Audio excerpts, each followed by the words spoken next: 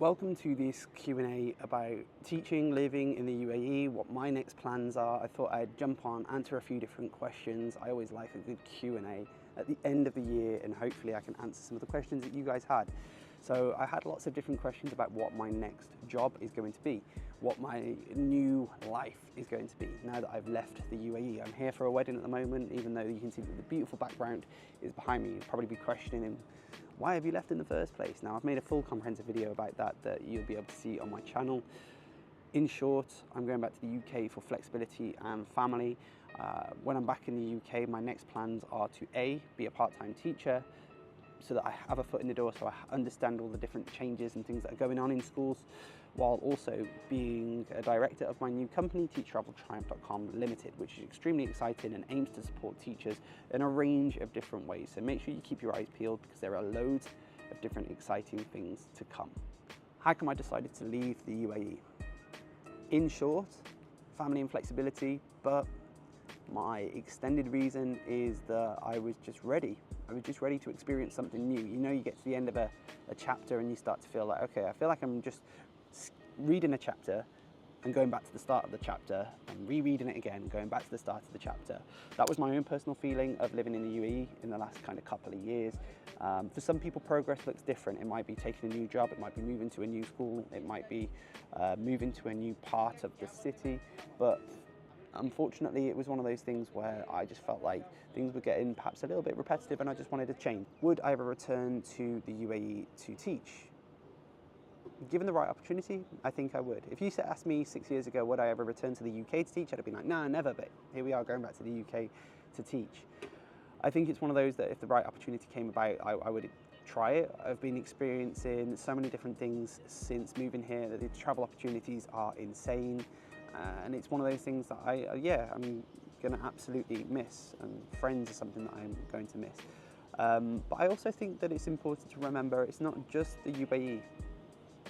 There are places like Qatar, Saudi is going to be incredibly exciting, but there's also teaching opportunities that I talk about in my Teach Abroad Atlas, which is a guide to support you with getting your teaching job abroad. It's almost like a prequel to the Teaching in the UAE guide.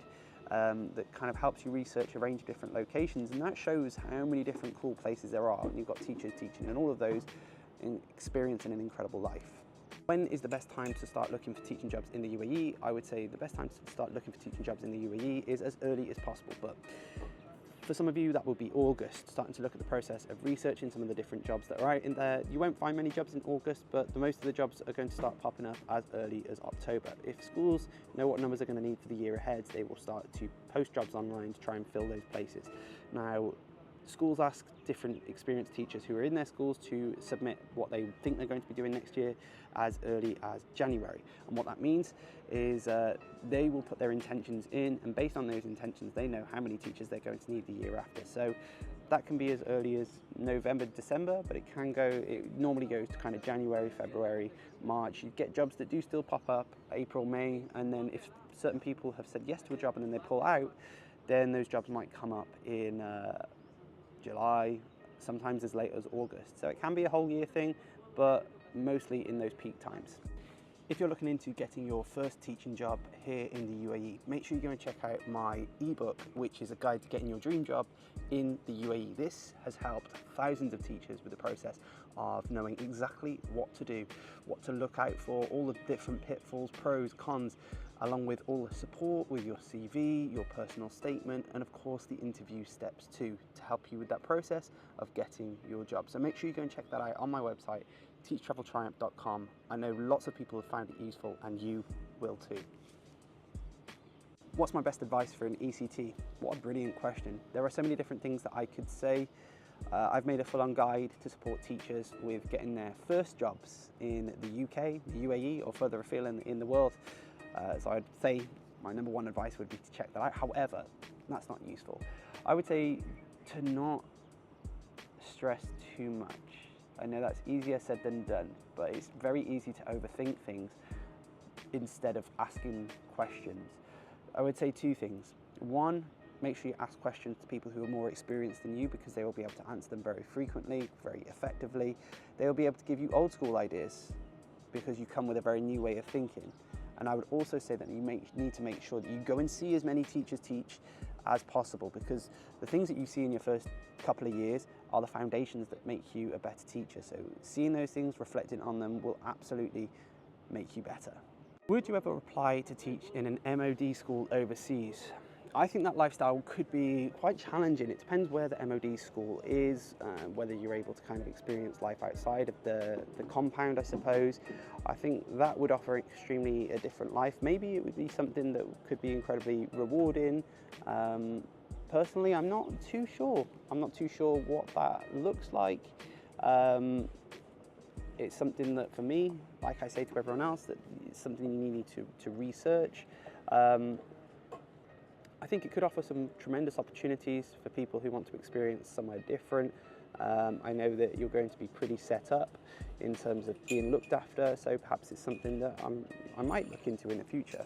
What's the biggest thing that I miss? Now, I've made a video about things that I do miss about the UAE, because as you can see, there are so many. I think for me, it's friends. Friends who I've made for years and years and years, and coming away from that. I mean, I've actually not included that in the video that I made, so this is almost like a sneaky bonus extra, so well done for watching this video. Friends, absolutely, you know, it takes years to develop certain relationships. And then what's been nice coming back is that there are friends who I can see, and it just feels like seeing them yesterday, you know? Moving to the UAE, you moved here with so many like-minded people, and you're able to meet new people, but it's quite hard to develop solid friendships, and I've been able to do that really successfully. So leaving those people is quite challenging. And so the next biggest thing is sunrises and sunsets, but so the biggest thing absolutely would be friends. If you're moving to the UAE and you're a little bit confused on some of the things that you might need to consider, I've got you. This ebook is the Moving to the UAE guide, and it's packed with all sorts of information to think about both before and after you move here. It's been used by many teachers and expats who just generally moved out here, and I'm sure you're going to find it incredibly useful.